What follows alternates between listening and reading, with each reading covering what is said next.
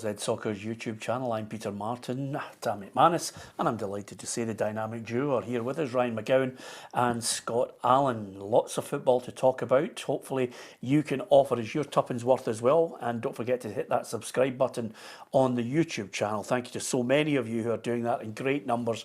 Our figures for the last year have been absolutely superb. And of course, if you download the app, you'll get all the breaking news at your fingertips, along with so much of our unique video content to look forward to.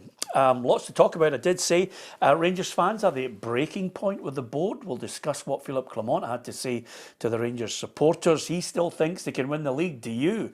Scotland captain Andy Robertson is backing Steve Clarke. Jimmy Thelin wins Manager of the Month. It's all shining bright up in Aberdeen at the moment. We're going to be talking to Blair Malloy, our reporter out at Rugby Park, shortly, because Kilmarnock hold their press conference on a Wednesday ahead of that match against St Mirren. Hasn't been a great start for Killy, so we'll get the thoughts of Blair on that. Great to see you guys. I'm really looking forward to this week because you two have gone head to head. We've got a great little feature coming out. Ruffy and Tam got involved in Truth or Lie, and the winner would play, obviously, you two. I don't want you to give it away, but how good are you at lying, Scott? Absolutely fantastic. Based on how that went there, I think there's some real good questions in there for Ryan. So yeah, I want a bit of background check on a few of them. Yeah, absolutely. I can't wait to see what you come up with. Although, to be fair, Ruffy is utterly unique at that game. Ruffy's is worth watching. It was comedy gold. Yeah, absolutely. Okay, Kelly hasn't been great. Bottom of the table, still looking for that. First win, which I think is absolutely gobsmacking if you think about Kilmarnock of last season. But they've had European games. They've 11 games in all competitions. They've only scored 6 goals. Maybe the international break will help them. Well, according to Paul Sheeran, that break hopefully will give them a chance to recharge the batteries. Probably lack of experience throughout the squad in terms of that European exposure. But at no stage will we use that as an excuse. It's just not quite went our way in terms of performance levels, and we're constantly looking to improve on that, and that doesn't change now. But you're spot on. This international break has definitely gave us a chance to get ourselves going again, train properly. Obviously that's taken out of the equation when you're travelling and you're 2 games a week. That's you're not getting exposed to as much training as you'd like. So we've managed to get a good bit of training under our belt, and then hopefully now a bit more structure to our working week, and that will help us going forward. Yeah, as you can see, the Kelly assistant still take a bit of time before he gets up to Derek's tan, to be honest with you, Tam. But I don't know if you remember him as a player. I thought he was a great player. Peanut? Yeah, I played against him loads of times. That was his nickname. Thank God for that. I don't know why, but I played against him loads of times. Lovely left foot. St Johnstone, probably his best spell was at St Johnstone. Very good player. Yeah, of course, Kelly, it's been somewhat of a surprise. Our reporter Blair is down there live. Surprised us, Blair. What's the feeling in that Kilmarnock camp? Is there a genuine sense that they can start to turn it around? Yes, you joined me in sunny Ayrshire today, Peter. It was something of a late substitution this afternoon when Paul Sheeran came in to speak to the press instead of Derek McInnes. Obviously, it's not been plain sailing so far this season. Like you said, only 1 win in the last 11 games this season so far. That win coming away to Tromsø, a night that the Kilmarnock fans won't forget, but it will pale in comparison if they don't start picking up the points domestically. And the key point today was really this proved to be a reset. This international break, they have taken time to gather their thoughts, gather themselves back together, and now that they've got a spaced out schedule, can they come back in and really kick on domestically? Of course, they're taking on a team in St Mirren who've also had European excursions this season. Maybe with both sides, they're not as far up the table as you would expect, given those extra fixtures. But Paul Sheeran really getting the message across that they've taken this time to regroup, they've taken this time to work together, and hopefully, from a Kilmarnock perspective, they'll kick on again in the league this weekend.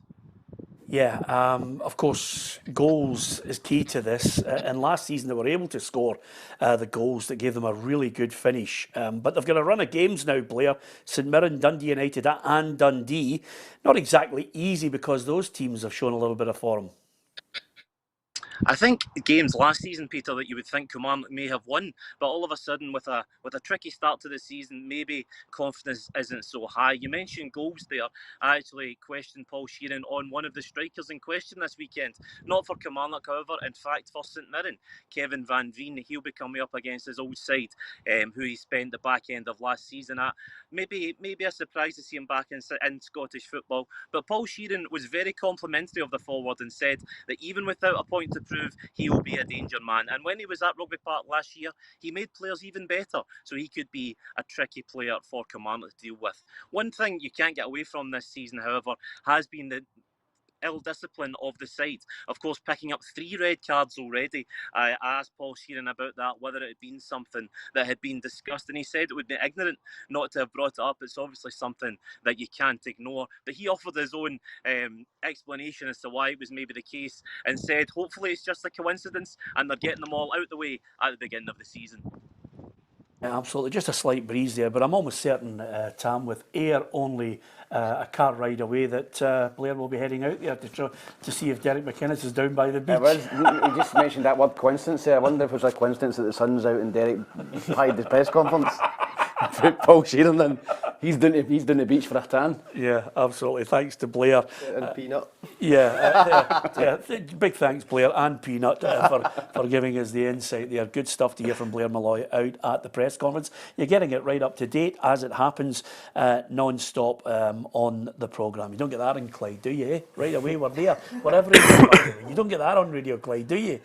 Or the under-21s, or Sky, or any other checks coming in your door, by the way. He's unbelievable, isn't he? Yeah, He's on for him. Anyway, good to see you. You enjoying the radio? Yeah, I do. Yeah. Just working with all the people that I started there, yeah? Yeah, well, you're obviously a trendsetter, aren't you? So He thinks he's Pep Guardiola, by the way. La Masia, or the reporters coming through. Yeah, well, we picked you up from the record. Anyway, thanks to Blair out there at Killie. Give us your thoughts on it. James Wright says Kilmarnock in danger of relegation. Can't see it, can you? No, I don't think so. I think they've obviously had a real tricky start to the season. They were juggling Europe, and I think their squad really did struggle with that. So I fully expect them to not be anywhere near the sort of bottom 2, but I do think it's a tricky game away to St Mirren, which again those two were fighting for sort of 4th and 5th spot last season. So it is a big game, but I don't think they'll be anywhere near the relegation battle. Yeah, they'll have to turn it around soon. Can they do it? Give us your thoughts on that, Killie fans. All things Aberdeen. If there's one city at the moment where everything is rosy in the garden, Tam, it's up in the Granite City. Undefeated, no surprise, Jimmy Thelin wins Manager of the Month. Yeah, this was a fantastic start to the season, Peter. There's no denying that. I think that him coming in, he needed a good start. He's got a good start. I said it before, the fixtures have been reasonably kind to him. He's got a really tough October coming up, but all you can do is beat the teams in front of you, and they've done that. They're at home, another very winnable game at home to Motherwell at the weekend. You know, you try and stay on the coattails of Celtic and try and increase the gap between them and Rangers in third. So I think if you're an Aberdeen fan at the minute, you're buzzing the way the team's playing. The last minute goal, up at Ross County as well. You've seen the fans on the pitch, so they're all behind the team and behind the manager. And that's not been the case for the last 18 months, 2 years, Peter. There's been a lot of changes up there, but finally they look as if they've got a guy they can all get behind. Yeah, here's a look at the fixtures for the weekend. If you are going to a match, we always try and tell as many of you as possible. If it is possible, get out there and support Scottish football. Aberdeen against Motherwell, Celtic Hearts, Hibs against St Johnstone, Ross County Dundee, St Mirren against Kilmarnock, and Dundee United against Rangers. We'll discuss these with the guys a little later on in the programme, but of all the issues that are burning at the moment, what did you make of the Scotland performance? against Poland, I thought there was a lot of positives in terms of you'd definitely seen a clear change in how we were trying to approach the game and create chances, which we did. I think it's the simple fact is in both boxes, but we aren't probably at the level of the teams we're competing against, and obviously in that pot one of the Nations League. So I think we could look at this problem, that problem, but for me, quality in both boxes is ultimately which decides the games against the better, obviously equipped nations, and I think we've seen that. Yeah, you watched under-21s, you were working in the co-commentary on it, so is there hope? Is there something in there that can take the step up? Yeah, well, obviously, for me, Lennon Miller was man of the match, had a real influence in the game, albeit away to Malta. We would be expecting the young lads to go across there and win, but they looked really comfortable in the game. A lot of good interchanges between the likes of Lyle Cameron, who I'm a big fan of at Dundee. I think you've seen that bit of quality. Daniel Kelly, who's obviously made the move to Millwall, showed flashes of what he could potentially be. So for me, Lennon Miller, the standout, and hopefully with more experience and maybe a year or two down the line, he'll be someone who could step up today's squad. Yeah, the other big thing, I mean, when you talk about Poland, I thought with a bit more of an adventurous attitude, maybe we could have taken something from the Poland game. We didn't. You then get into Portugal, which it's not a free hit, but it's not one you'd expect to win. I still think our biggest problem, never mind under 21s, we just can't score goals and we can't defend. I think that's why they get paid the big bucks, isn't it? The strikers, especially at that elite level, it's the strikers that can make a difference. Just looking at Ronaldo, they only had one chance, one goal, and that's it, wrapped up. So Scotland's problem is all their best players are either fullbacks or centre midfielders. They can influence the game, but they can't put the ball in the back of the net. And I think that's probably where Scotland's lacking, is a real out-and-out number 9 that can change a game with a strike of his right or left foot. Yeah, and you can always tell when a manager's under pressure. Usually the captains come out and saying, let's get behind him.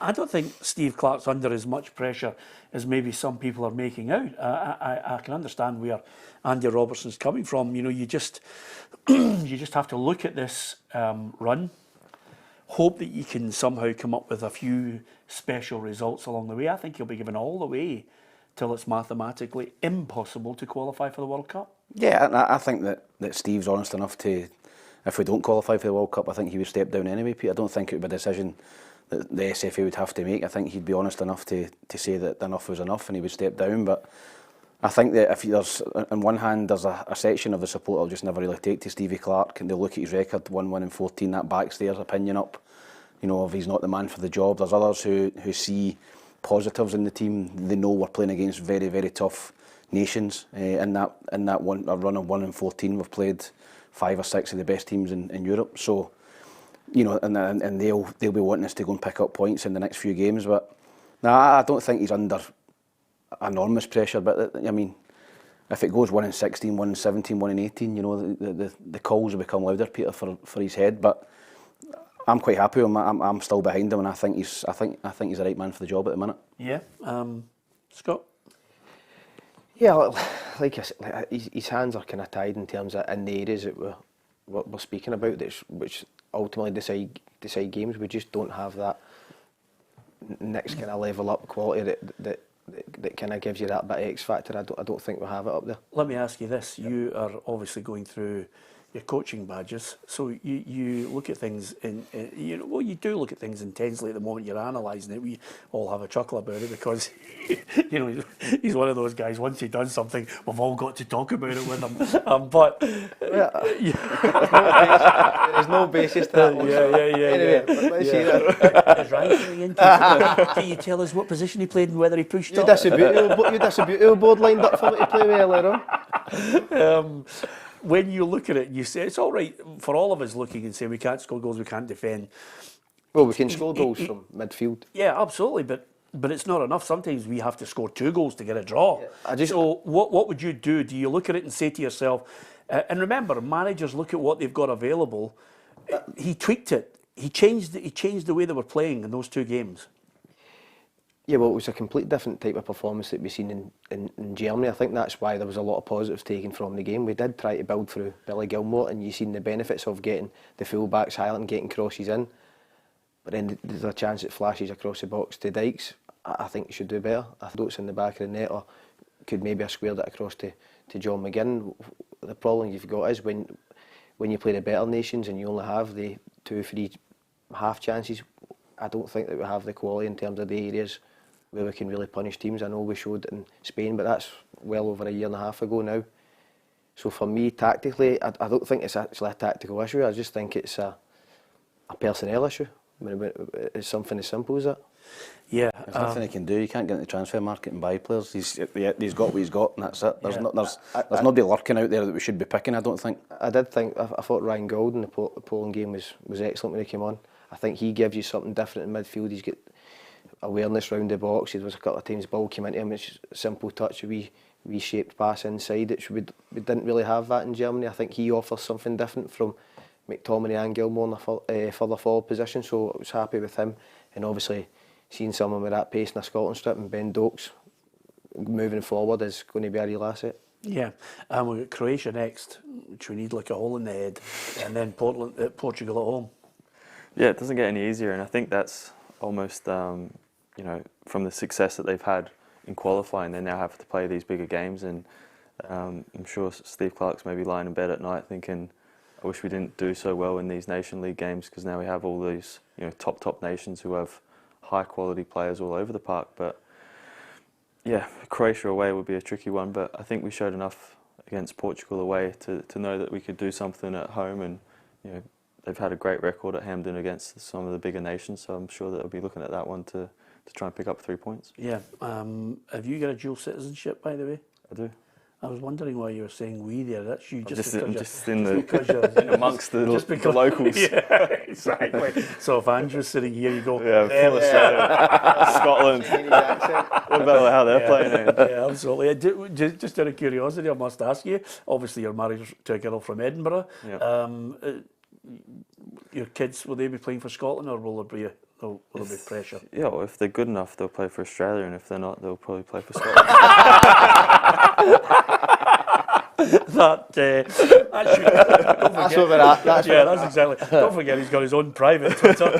I'll give you the details later. Good line, Tam. You have That was good. Yeah, absolutely. Anyway, that's Scotland for you. Give us your thoughts on it. It's a conundrum that we've been discussing non-stop. Some people obviously don't want him there. They've had enough of him.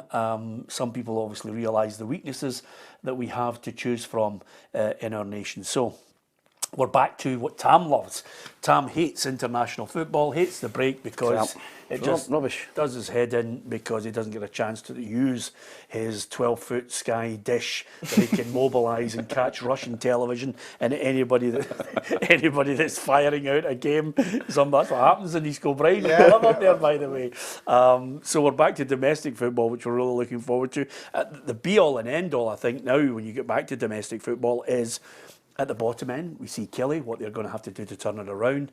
And then in that break, you have that real fallout, Scott, from Rangers and the fans who are looking at the pain of the Old Firm defeat and now thinking, well, wait a minute, we want answers. We're getting, slightly upset at the way it's going. I mean, I saw in the charity foundation dinner that Philippe Clement had agreed to do a question and answer with the Rangers fans. There was a banner outside which just basically wanted the board out because they feel as if they've been sleeping on the job. Yeah, well, I think it's more than just what's on the football pitch. The problems at Rangers obviously been playing at Hampden, which didn't go down well. Guys been moved out of their seats and what have you. But ultimately, when the team's performing on the pitch, it takes away from everything. So, Philippe Clement's job for me is, we're now in September. I think Sunday's going to be real testing to see what team he picks based on the Celtic game that we've seen before the break. So Sunday's huge for Rangers. I think by now he should know what his strongest team, and that doesn't mean to say that the best players, but the team who's going to play as a unit and get something out of a game, because that's going to be a real tough game for them at Tannadice. Yeah. Do you think it needs, Ryan, drastic changes from the fallout from a defeat against Celtic? No, I don't think so. I think we all got caught up in it. I think if you look at it, Celtic played really well that day and Rangers went up to it.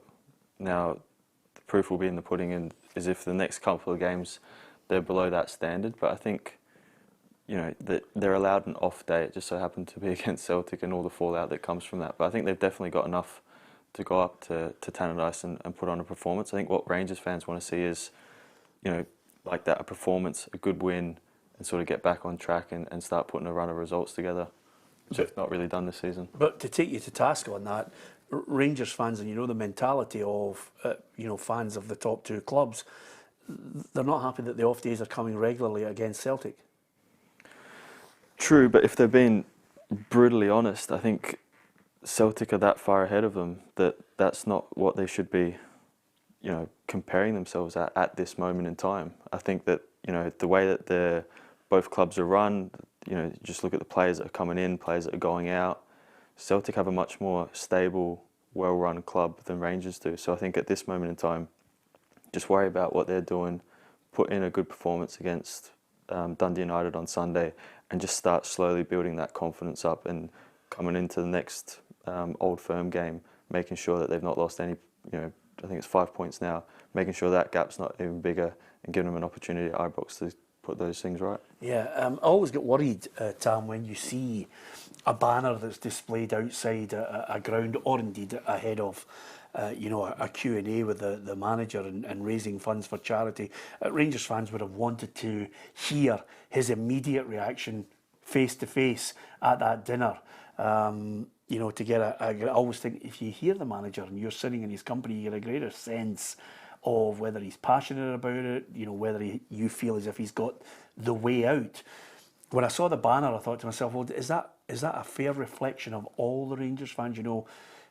Maybe this complacency that they thought from Douglas Park to John Bennett, or is that just maybe a small minority?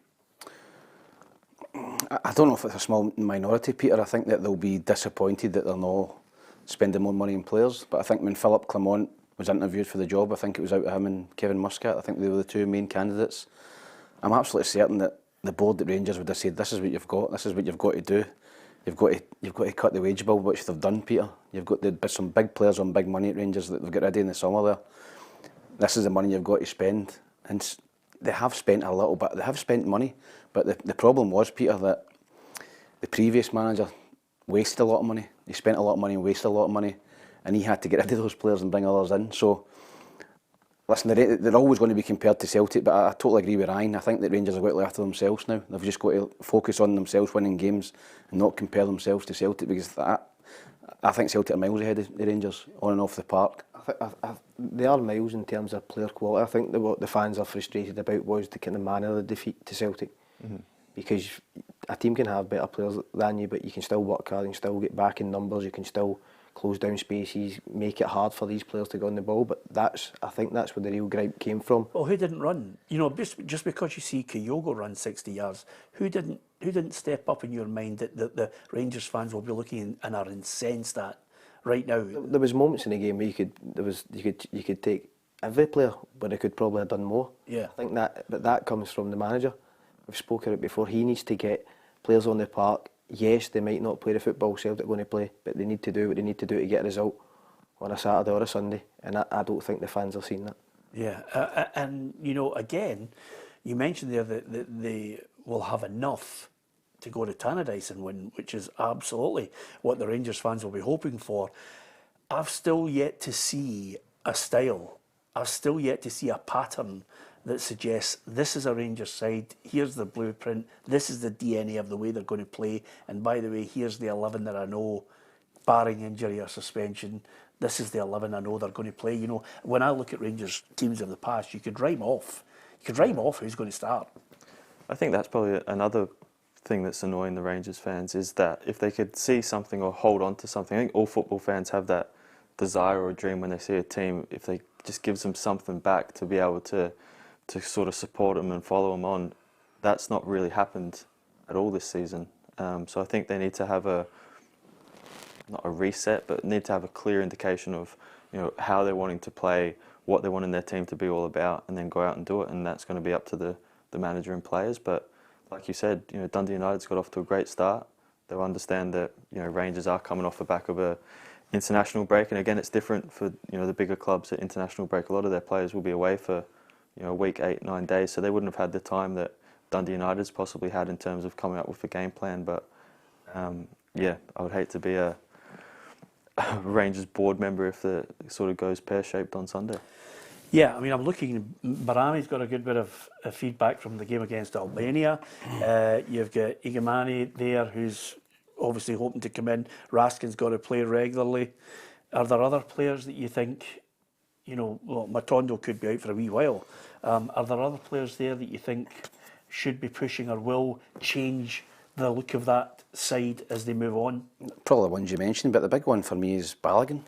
I would play Balogun. And they've signed the boy proper for 1.5, 2 million. I've not been impressed so far with him. I think they've brought him. Hang fire, he's just in the door. I know, I've not been impressed with him, Peter. I'm just, I like, but I think Balogun's Rangers' best centre-half still, honestly. Yeah. In terms of doing the basics. Doing the basics and defending. I think they've signed proper, as if they're going to build out, but they've not been playing that way. That's basically what we're all kind of touching on here. There's no structure within that team. They're moving the ball to get into a certain area for your best players to go on it. They haven't been playing like that. Yeah. Are there mitigating circumstances at all when, you know, we are cynical as journalists because we look at it and analyse everything that comes out of a manager's mouth. You know, he's made comments like 7 players went out for nothing and he had to buy players back in and he's had to cut the budget and he's got to get the high earners out. So that doesn't really cut any mustard with fans. They just want wins. They just want a team on the park. And sooner or later, the more excuses he gives, the less time he'll be given if they don't. I mean, I'm looking at their run right now, and I'm saying to myself, Europe apart, we're going to find out. Sometimes Europe buys them a wee bit of time because they perform so well in it. But you're saying to yourself, right, you get Dundee United away, he's got Dundee at home, he's got Hibs, he's got St Johnstone, Kilmarnock, St Mirren, and then Aberdeen at Pittodrie at the end of October. You know, he's got to win everything up until the point they get to. The real mouth-watering part for me is October will determine whether we think Jimmy Thelin will pick up another manager of the month.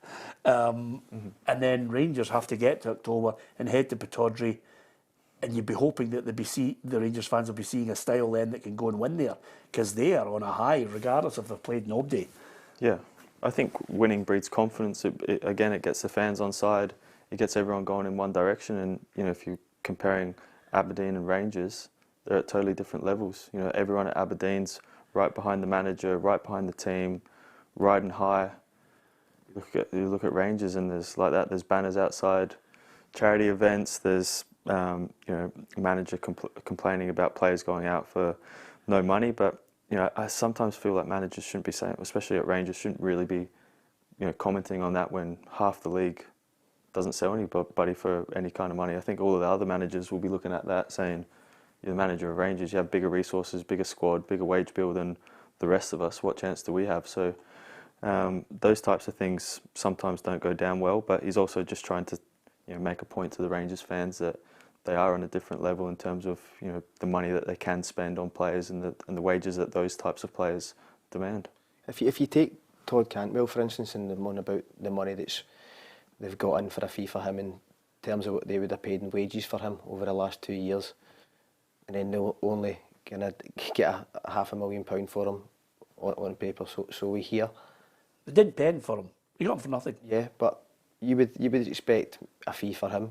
Obviously, after 2 years, maybe a bit more. But it was the whole world now. He'd put a transfer request in pre-season, and then he was frozen out. So how can you then demand more of a transfer fee? Yeah, is it a case now? And of course, you're now looking, you're saying to yourself, okay, they've gone for quite a bit of time, Tam, without a chief executive. Jim Gillespie was mentioned from St Mirren as possibly going there. You know, they've got to come up with somebody who can come in, look at what's going on behind the scenes, and then come up with a clear plan for everybody to buy into. It's a tough job for somebody coming at this point in Rangers. I mean, you look at the abuse that they're getting, that the board members are getting at the minute. You know, I don't think the boy Jim Gillespie is going to take it, and I don't think he's in the running now. I think he's not going to be there. So Rangers need to get someone in who knows what they're doing. This is a big appointment for Rangers. From top to bottom, they need to be better, and they need to get the right appointment this time in. Yeah, I think sometimes if you can get someone with a strong voice, someone who absolutely can take control of it, and in essence let John Bennett get on with the background area of what he should be doing as chairman, you know, trying to restructure the club and let the chief executive become the front voice of the club, and where they're going, what they're going to do, how they're going to conduct themselves, less, as you say, chatter about all the things that are being viewed as excuses, Scott. What he wants is just basically to get the message, which I think whoever comes in must echo the chairman's sentiments of saying, we've got to give him time, we're going to stick with him. I think they're going to stick with him for a long period of time this season. the only thing that will derail that is if suddenly you go to Tannadice, you lose 3-1, They need everybody else. and then all of a sudden the noise becomes unbearable. Yeah, but what Philippe Clement can affect is what happens on the pitch and how his team's set up. Said for weeks, that's what his sole focus should be, especially this international break as well. How can we get the best out of the players we've got? That's on him. That's not John Bennett or chief executive or fans. He needs to get a team that can do a job and get the wins that he's looking for as a manager, and he's got to get them on the pitch and structured and go out and perform on a Saturday under pressure. That's what his job entails. Yeah, I like to every now and then read out Kenny, who's a Dons fan, who says playing in Europe is going to kill Rangers. They're going to get hammered at Pittodrie.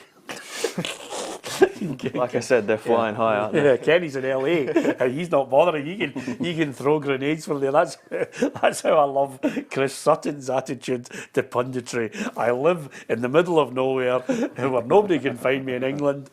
Hold on to this, and I'll come back for the fallout a wee bit later. That's how you do it, you know. But it'll be interesting to see how this team bounces back from it, because again, we've all established you're not allowed time. You've got to bounce back from it. They've got to go and play a Dundee United side that, you know, I watched it. I was up at the Derby. I thought They're unbeaten this season in the league.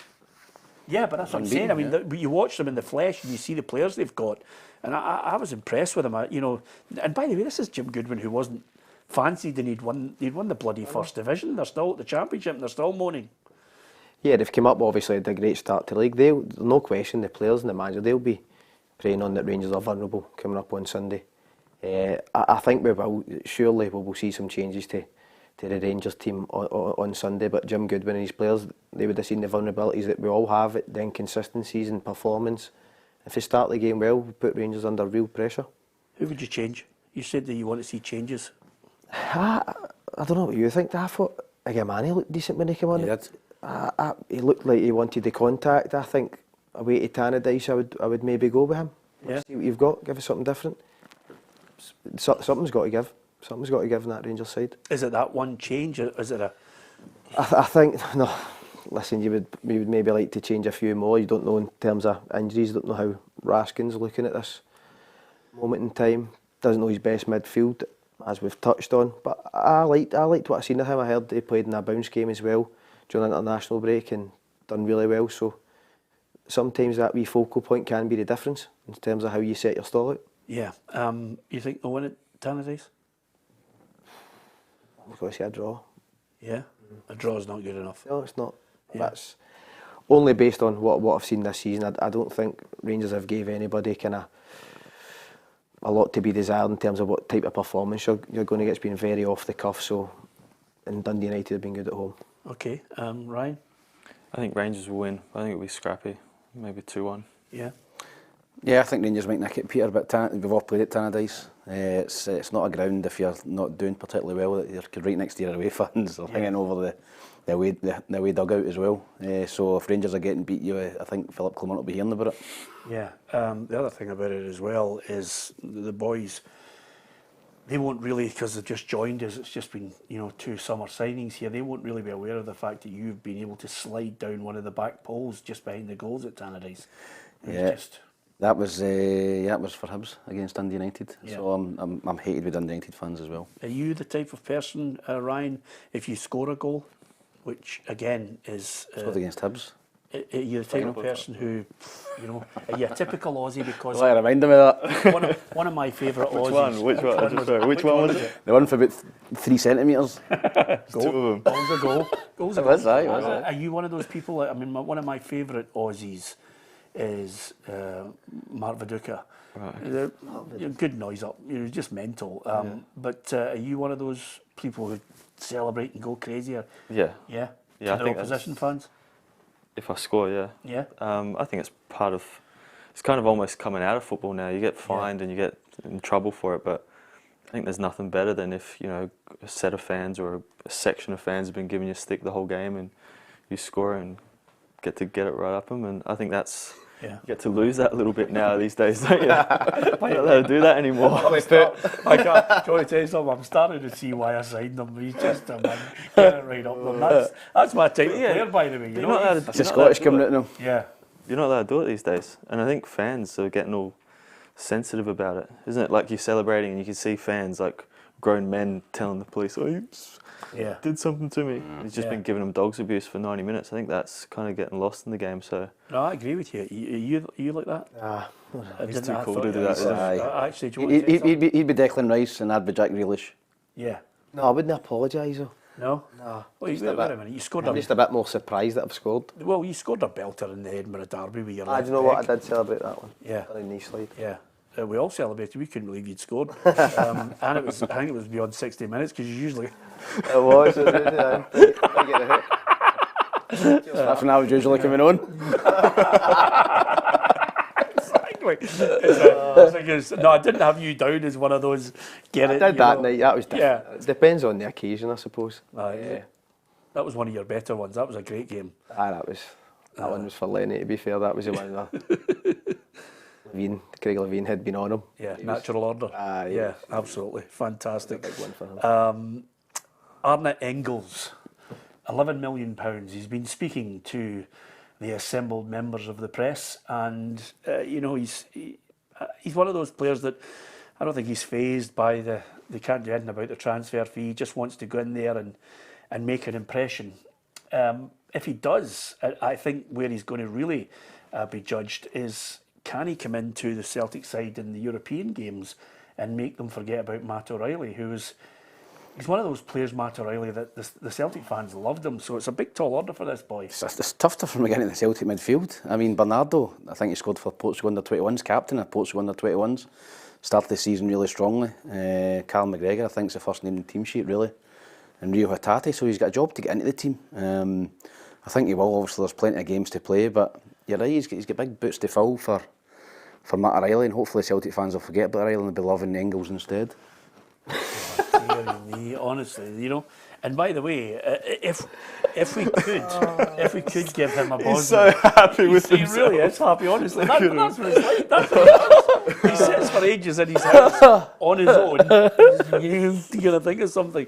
But to be fair, You stole that off someone. I know he did. He stole it off his mates this morning because Arne Engels is in the paper talking about the fact that he wanted the Robbie Williams song. I don't steal I part. Oh, you stole one last week as well, by the way. But I don't even know. I mean, that's the thing about it. We talk about, you said Egamani looked good for Rangers.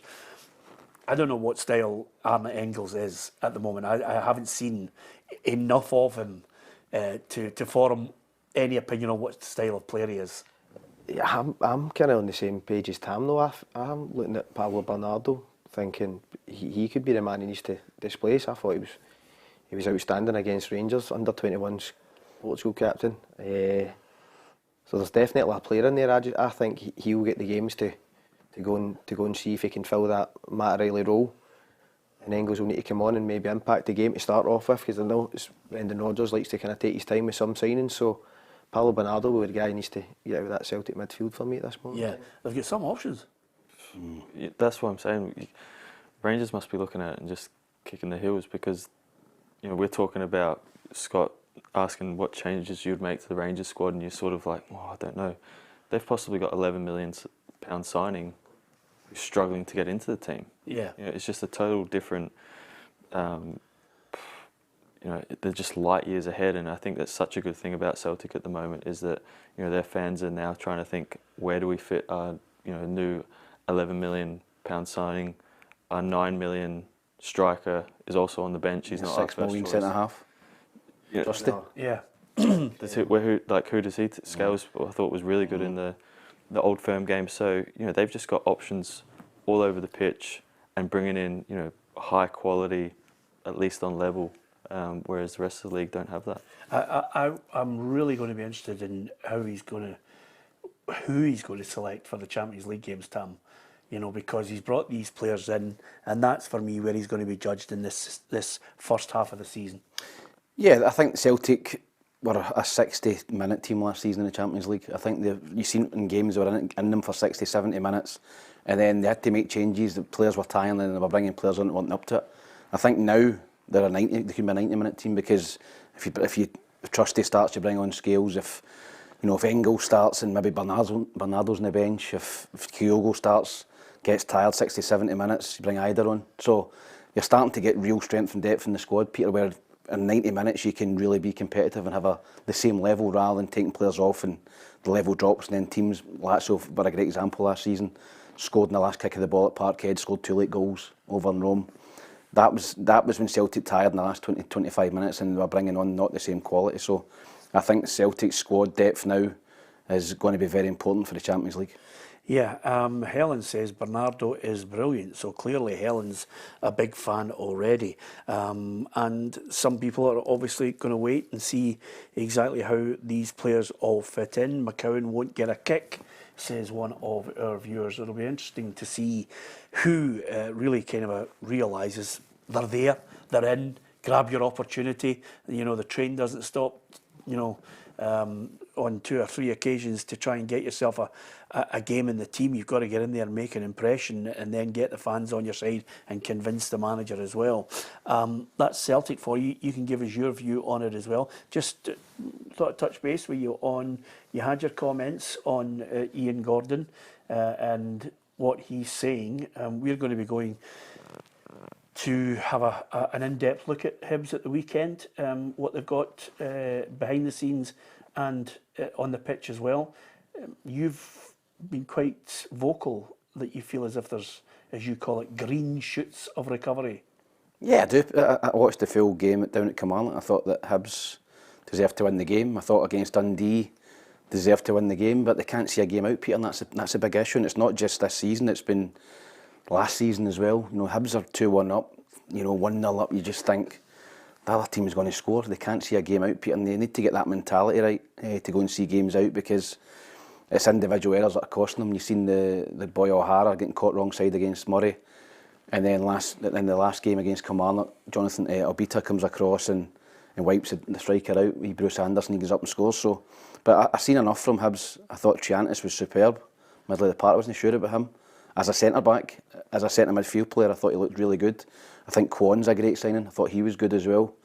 Kukurevich led the line well. So, no, I fancy Hibs to beat St Johnstone on Saturday. Yeah. But I fancied them to beat St Johnstone last season. St Johnstone went and mugged them.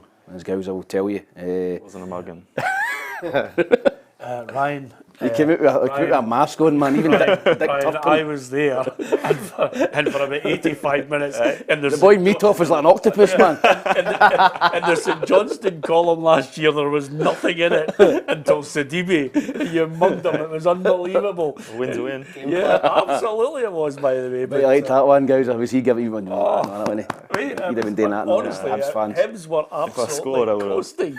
And then I could not believe it. I sat in the press box and I looked and I went, I can't believe it. They're absolutely rank rotten. I mean, I hate to say that to you. Okay. It was 4 games. Talk about the team not you. I'd gone to see St Johnstone. I thought both would have been. Some twist of fate, I'd gone to see St Johnstone about 3 or 4 times, and in that 6-week period, and I thought, God Almighty, man, they've mugged Hibs. But on these games, they secured survival. That was the difference between Hibs getting top 6. Yeah. I remember that game at Easter Road. It was all the pressure was on Hibs. They knew I think if they won that game, they were safe, or they were definitely in the 6. Yeah.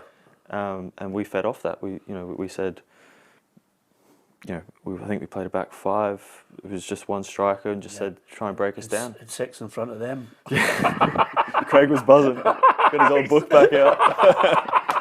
Exactly. Listen, it's all about winning games. Okay. So that's the games for the weekend that we're going to look. Just out of curiosity, on your old side, St Johnstone, they taking a stance against Old Firm fans again. They're quite keen not to obviously give them as many tickets as possible. They're calling on the fans to come out and support them so that they can limit the influence that huge amounts of Celtic and Rangers fans can at McDermott Park. So I might have picked this up wrong, but I don't think they've cut it. I think they're just making it exact, sort of known that they're only going to keep what they've historically been given, I think. And that was kind of a message for the new chairman in place to try and encourage the Saints fans to get out there and fill the home section, because... Well, he said there, under our new policies to be announced later this week, opposing fans will be limited to the Ormond and North stands and one section of the Jeff Brown stand, which is legally required to accommodate disabled seating as well. So hopefully, you know, from his point of view, and others who have taken this stance, the fans have to respond by giving them their money. Yeah, I think you look at the sort of the teams that have done that. I think St Mirren's been one that they've been quite vocal about, that, you know, their own fans have really appreciated that and have turned out in their numbers, but they obviously did well last year. And you know, Saints is a really well run club. You know, obviously they have a new chairman and new things now, but you know, I used to enjoy it there, that they had a good core group that came out to support every week. And yeah, hopefully they can get a few results and have a lot of home fans coming to games or wanting to come to games. I think would be, you know, better to be put it. But yeah, it is tricky when you're trying to weigh up, you know, all those extra money that Celtic and Rangers can bring with their away support. But I think that's probably a step in the right direction for Saints fans and what they want to do as a club. Are they going to win against Hibs? No. Yeah, home win. Home win. Home win. Yeah, absolutely.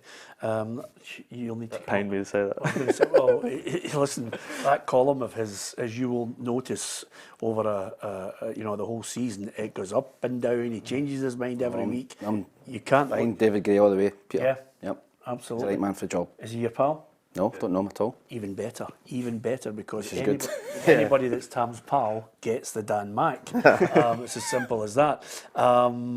Just quickly on the other two, Dundee United, we talked about. Celtic Hearts, just on that point, we'll get to you in your old club again, but he needs Celtic like a hole in the head, Stephen Naismith. But the one thing that I think a number of people are coming out and saying is, listen, give him some time. He's got credit in the bank, even if it doesn't go well against Celtic. Is that the case, or do you think the groundswell now is starting to gather pace? It's the case. It might not be the case if Kilmarnock and Hibs both pick up wins at the weekend, and there comes a wee bit of distance in, or it's a heavy defeat at Celtic Park. So it's still early on the season.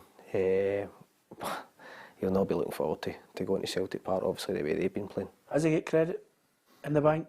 Yeah, you've only got credit until it runs out, you know, and that comes off performances. They've obviously not been winning enough in terms of what the fans are looking for. They've had the European thing as well, which obviously plays in terms of squads, which a lot of managers come out and say pre-seasons sometimes start a bit earlier than other teams, so the break they had from the previous season isn't as much as they would probably have wanted for players to get recharged. But the only thing that helps these situations is wins. Yeah. Can you see a heavy defeat? I think everything points in a heavy defeat. I think they'll take a little bit of credit. I think they won there last year and had a good couple of performances against Celtic. But yeah, there just seems to be something not quite right at the minute. Yeah. I can't believe there isn't any... We talk about structure and style and how the teams play. I can't believe, you know, when I looked... We were guilty of it, Tam. We all said, oh, they've gone in early and got some Scottish players and got some good signings well ahead of time. So everybody knew they were coming. I just don't see any pattern to them at the moment. Yeah, it's just not gelled as much as I think fans and everyone expected it to do. You know, the players that they did sign in the summer on paper looked like really good players to come in and do well for Hearts. I don't know if it's the, you know, sort of being knocked out of Europe. They seem to be lacking ideas if Shankland's not scoring, which is a massive issue because he seems to be not off it, but you know, I think he set his own standard with the last couple of seasons with the amount of goals he's scored, and you know, he's a real vocal point for that team. And you know, who knows? It could be a sort of kickstart to their season if they go in there and put in a good performance at Parkhead. But I do worry for Hearts at the weekend. Yeah, a couple of points still to talk about. Stick with us here on the programme. We'll be reading out some of your messages after the headlines. Hi there, I'm Kerry and here is your daily news update on Wednesday the 11th of September, brought to you by Arne Clarke. England captain Harry Kane says that last night's win over Finland couldn't have gone any better after the striker netted both goals for his national side. So to score, you know, a couple of good goals, a couple of nice finishes and help the team win 2-0 was yeah, pretty much perfect. So yeah, a proud night for me and the family, and now we can enjoy it. On the Journal Show this week, sports writer Andrew Smith believes the pressure is on for Celtic to win their opening game of the Champions League at Celtic Park next Wednesday. If they don't win, if they can't win that game against Champions League first-timers at home on the opening night, in the form they're in, they're screwed. And finally, Rangers will not be appointing St Mirren Chief Exec Jim Gillespie as their new CEO. Sticking with Rangers, could James Tavernier be on his road out of Ibrox as former Rangers manager Giovanni Van Bronckhorst continues his search for a new right-back to join his side, Besiktas? For all the latest breaking headlines, be sure to hit the like button and subscribe to PLZ Soccer's YouTube channel. That James Tavernier move out of Rangers, just that story just will not go away. I just can't see it happening. I just think it would be an act of absolute lunacy unless somebody's trying to flush money out of somewhere in Turkey. I can't. Erdogan. I just can't see it happening. I don't know what it is. It's mental. I'm also gobsmacked, and I know I've said I'm not his agent. I just basically spoke to him in an interview, as you know, a month ago. I just can't believe that Erokspor is the best option for Ryan Jack. I don't know. Depends how much money he's getting. I know the wage demands. I think Ryan will be looking for good money, and I think that rules out a lot of clubs here. Yeah. Listen, the money in Turkey is fantastic. So maybe he's getting offered a big deal to go and sign him, which I don't blame him. He's 32, 33. 32, yeah. Maybe he signs a 2-year deal. Maybe his last. Probably away down there. Yeah. In this country, naturally you'd want to come down if you were getting older, you know. Yeah, absolutely. But if he suddenly thinks doesn't fancy it, and he's waiting, maybe one of them could come into the equation. He would still be a good signing, I think. I think he'd be if Ryan Jack's fit, he's a great signing for any side. Yeah. I think Rangers were a far better team when he played midfield for them, especially in the European games, a lot of control. So he did say he wanted to play abroad. It's something that's come up. Obviously, you hear the horror stories about Turkey in terms of getting paid and all that as well, which obviously comes with it. So hopefully it works out for him and he gets back playing and stays fit. That's the main thing. Yeah, absolutely. Ross County, Dundee, Ross County having it all going their own way. They are down at the bottom end of the table as well. Dundee, I mean, everything's just looking great in that city for them as well. Yeah, I think Ross County, probably along with St Johnstone, I think that they're the two early favourites to be battling down at the bottom. I think Dundee it'd be interesting to see how they go without McCowan. I think they've kind of probably behind the scenes been preparing to have or be without him, from the end of the transfer window. But I think Dundee will have too much for Ross County, and I fully expect Dundee to win. Yeah, fancy Dundee. Yeah. A lot of goals in them, Peter. Banging goals in, fancy them strongly. Yep, absolutely. Yeah, Dundee. Yep, okay. Everybody, thank you to so many of you from from all across the country. JJ says hello from Oban. Doesn't matter where it is, Australia, New Zealand, Oban, all watching and contributing. And also, as far as the empty seats are concerned, teams would rather look at empty seats rather than full seats. They're idiots. Gary Connor says on this decision. Well, listen, as each chief executive comes up and says you got to come out, it's down to the fans. If they back them, all well and good. The financial pain if they don't come out is there for all to see, which is why they look towards your Hearts, your Hibs, your Aberdeen, your Celtic, your Rangers, and sell them a lot of tickets. The proof is in the pudding for the home fans to respond. Graham Caldwell says, Peter, was that Scott Allen covering the under-21 game last night as co-commentator? Really good insight and analysing of the game. That's a nice little compliment to you.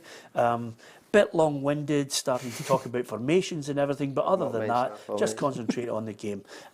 So was that a truth or was that a lie? Yeah. The first bit, he was very complimentary. He's all over you, which is great, isn't it? You were. Was it Clyde? Nice. Yeah. We used to work at Clyde. We like Clyde, by the way. It's. I appreciate that. Thank you. Yeah. Always good feedback. As long as you, as they say, I think it was Rudyard Kipling who mentioned if you can treat the praise and the criticism with disdain, you've got to measure it up and say I can take the good and I can take the bad. Is that fair? It might have been Mark Twain. I'm not quite sure. Can't remember. You just butchered that quote there, didn't you? No, but it's just the same. It's he's absolutely high as a kite now because somebody said he was really good. It was Graham Allen. It was Graham Allen. Yeah, his brother.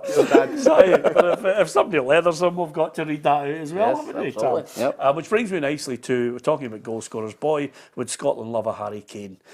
Interestingly enough, the funny thing is as we just finish off, if Scotland had just one player, just a Harry Kane, the same way Wales had a Gareth Bale, if we had a Harry Kane, Steve Clarke would be viewed as a totally different manager. Steve Clarke had Romelu Lukaku at West Brom and he was being tipped for the Chelsea job. If Steve Clarke had a Harry Kane in Scotland who could paper over cracks, that's sometimes the difference. You get a half chance. You mentioned it. The ball comes across the face of the box. I'm thinking, get your foot over it and put it back across the goalkeeper and Lyndon Dykes scores. Listen, I think a lot of international countries would love a Harry Kane. We just haven't seen had one for a long time. And I think you look at last night, I think it wasn't a real natural kind of number 9 in the Scotland team until Bobby Wales came on. I thought it looked sharp. I don't know if you know, boy for Kelly, really sharp. So it's something as a country. You look at the fact is, even at kids football, they play with one up now. So back in the day, you had 2 up your half, and the half amount of kids that used to want to play as a striker, nearly all through age groups. You'll see obviously with your son, there's one striker up front, so you're halving already the amount of kids playing striker. And that's what we want to try, and obviously that's the point we're kind of making as a country. We need to make some number 9s now. Yeah, it's too many people want to be number 10, which is just killing it for everybody. You know, there's 101. Called Cam now, isn't it? Yeah, it's 101 midfielders. Or an 8 or an 11 or... Yeah, exactly. There's only 2. I mean, I don't know, but I'm not being disrespectful to yourself, but when I was growing up, there's only really 2 numbers that you wanted to play. Total, the rest of them were just the supporting cast. You were either a number 7 or a number 10, that was it. 9 was their thing, though? Who gives a hoot? You know, if you've got a number 10 in there, it's just the engine of the team. It's magnificent. Never that high up to be a number 10. No. Did you ever play any other position other than fullback? Centre mid. Centre mid at United. Centre mid at United. I played with him at United when I was a kid for Hearts. Did you enjoy that? Yep. Yeah, Big powerhouse. Had to do all his dirty work. Big powerhouse right up, box to box. Yeah. And why? You get relegated. That's exactly what I just honestly, you've saved me the last 2 minutes of the show. Didn't score enough goals to keep us up. I was banging him in, man. Possibly. He scored 4 goals and he used to walk around. I'll fucking keep this club up myself. Well done, mate. We got beat 5-4. Typical striker. Brilliant. Anyway, I often wonder if people have played different positions because, you know, as we talk about it, Ajax in the early 70s, you know, Rinus Michels and Johan Cruyff were of the opinion, listen, you might think you're a centre forward. You're going to play, and we're going to train today, and you're going to play right back.